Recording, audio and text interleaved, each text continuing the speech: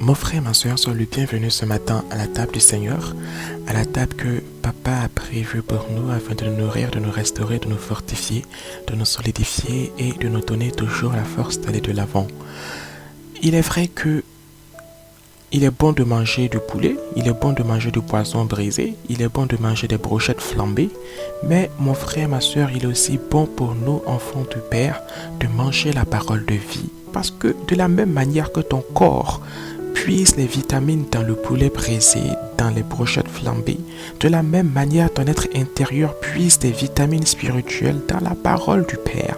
Et c'est pourquoi en ce matin, toi et moi, nous avons été visités par le Saint-Esprit qui nous révèle cette parole que nous allons donc à présent partager, que nous allons donc à présent consommer, qui va donc par la grâce de l'Esprit de vie et de vérité nous restaurer, nous fortifier et nous solidifier. Que le Père te bénisse, que le Père nous soutienne toujours et nous donne d'aller de l'avant dans ses voies. En ce moment, nous allons, mon frère, ma soeur, aller ensemble dans le livre de Philippiens, au chapitre 4, à partir du verset 10 jusqu'au verset 13. Philippiens chapitre 4, verset 10 à 13. Donc, version Louis II que le Père me permet dans sa grâce d'avoir sous les yeux en ce matin. Et dans ce passage, l'apôtre Paul en fait écrit à l'église de Philippiens et leur dit dans ce verset 10 du chapitre 4, « J'ai éprouvé une grande joie dans le Seigneur de ce que vous avez pu enfin renouveler l'expression de vos sentiments pour moi. Vous y pensez bien, mais l'occasion vous manquait. » L'apôtre Paul était un homme qui servait le Père. L'apôtre Paul était un homme qui allait de l'avant, qui allait de ville en ville pour glorifier le nom du Seigneur. Et cet homme-là utilisait toute son énergie, employait toutes ses forces à l'œuvre à cette œuvre à laquelle le Père l'avait donc affecté. Et là, il remerciait l'église de Philippiens, de lui avoir donc envoyé des dîmes, des offrandes, de lui avoir fait grâce de certains éléments dont il avait besoin pour sa vie. L'apôtre Paul également nous rappelle ici, à nous chrétiens du XXIe siècle, que nous ne devons pas oublier de soutenir nos pères dans la foi. Nous ne devons pas oublier de soutenir nos mentors spirituels, parce qu'ils ont besoin de cela. Ils emploient leur énergie à prier pour nous. Ils emploient leur énergie à rester éveillés devant le Père, afin de recevoir ce que le Père a prévu pour nous et de nous le distribuer derrière. Alors, nous aussi, nous devons nous rappeler que nous avons autant que nous avons l'opportunité, la force de le faire, nous devons donc les soutenir de toute manière que ce soit. Et cela est aussi une source de bénédiction pour nous, pour la gloire de Papa Adonai. Verset 11. Ce n'est pas en vue de mes besoins que je dis cela. Mon frère, ma soeur, il y a quelque chose de très important ici. Car j'ai appris à être content dans l'état où je me trouve. Verset 12. Je sais vivre dans l'humiliation et je sais vivre dans l'abondance. Mais l'apôtre Paul dit quelque chose ici de très important, mon frère. L'apôtre Paul dit quelque chose ici de très important, ma soeur. L'apôtre Paul dit quelque chose qui nous touche tout particulièrement ici. Mon frère, écoute-moi. Ma soeur, écoute-moi très bien. Est-ce que tu sais vivre dans l'abondance comme dans le besoin? Est-ce que vivre dans l'abondance pour toi n'est pas difficile? Est-ce que tu arrives à te contrôler, à ne pas sombrer dans l'orgueil? Est-ce que vivre dans le besoin pour toi n'est pas une chose difficile? Est-ce que tu arrives à te maîtriser, à ne pas te laisser aller, à racketter ton prochain ou à tomber dans le mal? Mais c'est ça qui est important. Le passage que le Père nous enseigne ce matin, intitulé par la grâce du Saint-Esprit, la vision que le Père a pour moi et la vision que j'ai moi-même pour la destinée que Papa a prévue pour moi. C'est une vision dans deux sens. Quand les hommes regardaient l'apôtre Paul, il y a des années auparavant, ils le regardaient comme étant un instrument utile. Les pharisiens le regardaient comme étant celui-là qu'ils pouvaient envoyer pour persécuter l'Église, pour chasser les chrétiens de ville en ville. Et quand les chrétiens de l'époque regardaient cet homme qui s'appelait Saul de Tarse avant que Christ l'ait rencontré sur le chemin de Damas, ils voyaient en lui un persécuteur de l'Église, quelqu'un qu'il fallait éviter à tout prix. Mais quelle était la vision du Père pour Paul? Mais de la même manière, quelle est la vision du Père pour toi, mon frère, ma soeur, ce matin? Quelle est la vision que le Père a pour toi? Oui, le Père voyait en Paul un homme important, un homme qui allait avoir la force, qui allait avoir la capacité de pouvoir se satisfaire tant dans l'abondance que dans le besoin. Mais de la même manière que le Père te regarde, jeune homme, ce matin, de la même manière que le Père te regarde, jeune fille, ce matin, parce qu'il voit en toi des talents cachés, il voit en toi une force cachée, il voit en toi une vision cachée qu'il veut amener à éblouissement, qu'il veut amener à la lumière, qu'il veut amener à l'accomplissement de toutes choses pour la gloire de son nom. Et c'est pourquoi le Père a rencontré Paul sur la route de Damas. Ça, c'est la vision que le Père avait pour l'apôtre Paul, de la même manière que c'est la vision que le Père a pour toi, jeune homme, jeune fille, en ce moment. Mais quelle a été la réponse de l'apôtre Paul à la vision du Père? Quelle a été la réponse, ta réponse à toi, jeune homme, jeune fille, vis-à-vis de la vision que le Père a pour toi sur ta destinée victorieuse, sur ta vie chrétienne triomphante? Quand Christ a rencontré l'apôtre Paul sur le chemin de Damas, quand il a été aveuglé par cette lumière que quelques jours après il a recouvré la vue miraculeusement par la grâce du Père, Paul aurait pu refuser de suivre papa. Paul aurait pu dire, c'est bien, j'ai vécu quelque chose d'extraordinaire durant ces dernières heures, mais je vais continuer sur ma route, je vais poursuivre mon chemin. Et personne ne saurait venir dire à l'apôtre Paul qu'il agissait mal. Personne n'aurait contraint l'apôtre Paul à revenir sur ses pas. Non. Quelle est ta réponse ce matin à la vision que le Père te donne sur ta destinée? Jeune fille, jeune homme, fils du Père, quelle est ta réponse que tu donnes à ce que le Père a prévu pour toi? Est-ce que tu refuses? Ou est-ce que tu acceptes? Comme Paul l'a accepté, comme Paul n'a pas refusé. Toujours dans le verset 11. Ce n'est pas en vue de mes besoins que je dis cela, car j'ai appris à être content de l'état où je me trouve. Est-ce que Paul était content de l'état dans lequel il se trouvait à cause de ses forces à lui, à cause de sa capacité à lui? Écoute-moi bien, mon frère, ma soeur, écoute-moi très bien. Verset 12, il y a quelque chose de très important ici. Écoute bien, je sais vivre dans l'humiliation.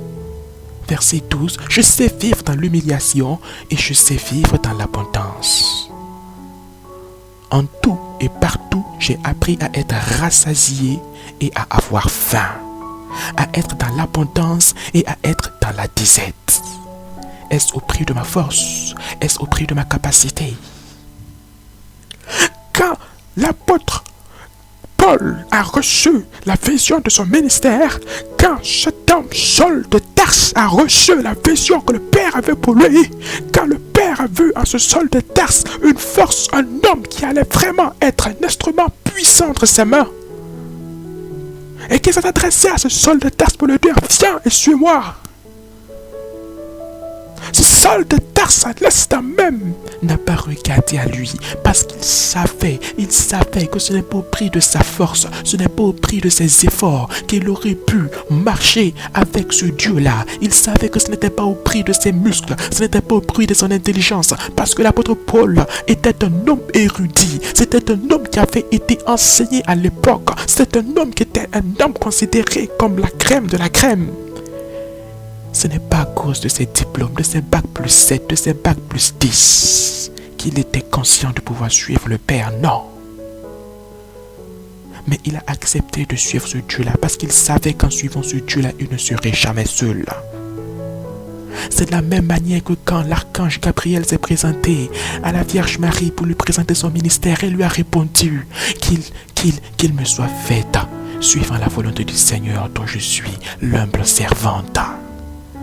De la même manière que la Vierge Marie, de la même manière l'apôtre Paul a compris qu'en acceptant suivre le Père, il ne serait jamais seul, il ne serait jamais livré à lui-même. Pourquoi? Parce qu'il sait que face à toute difficulté, face à toute complication, dans le chemin de cette destinée, il aurait toujours la force du Père avec lui, il aurait toujours la puissance du Père avec lui, il aurait toujours l'excellente grâce du Père avec lui. Et c'est pourquoi dans le verset 13, il te dit mon frère, il me dit ma soeur, écoute bien, verset 13.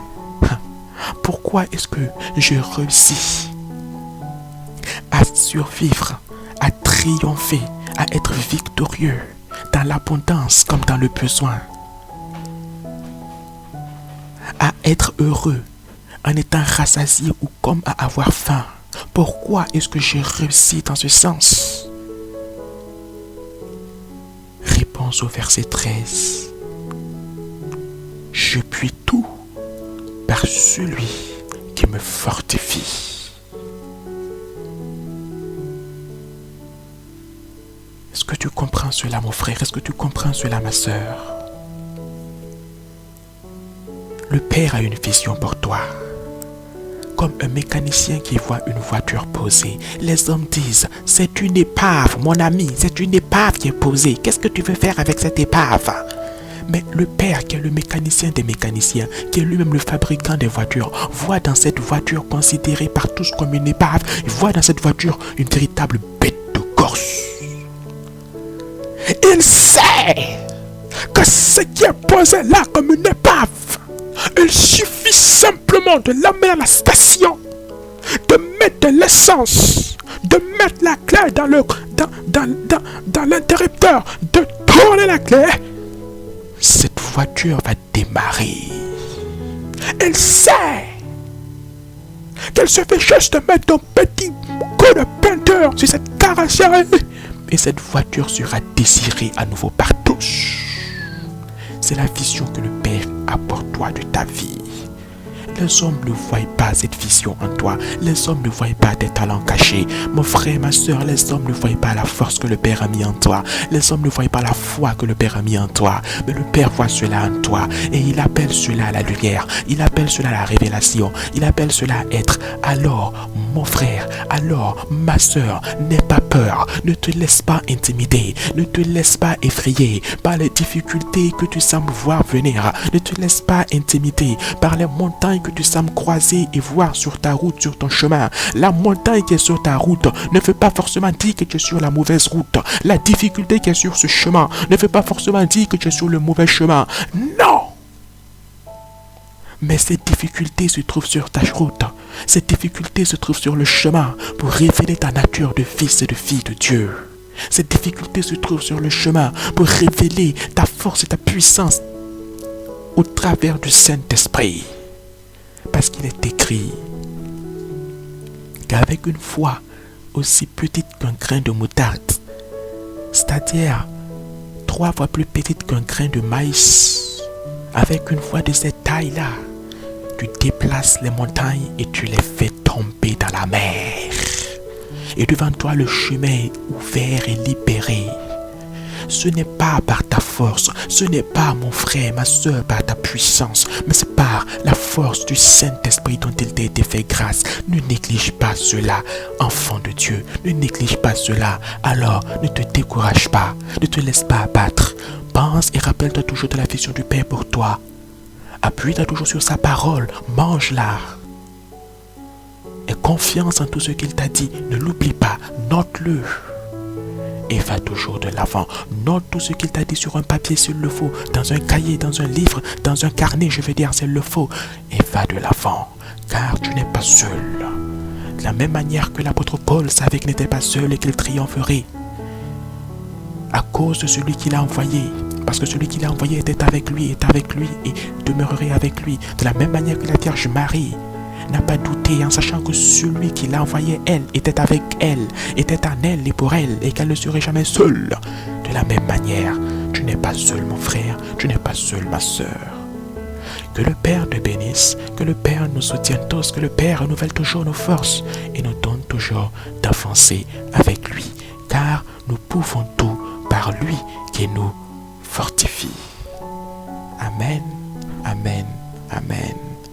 Que le Père t'accompagne sur la route de ton travail, que le Père t'accompagne sur la route de ton école, sur la route de ton commerce, que le Père soit avec toi, que tu passes des instants bénis dans sa grâce.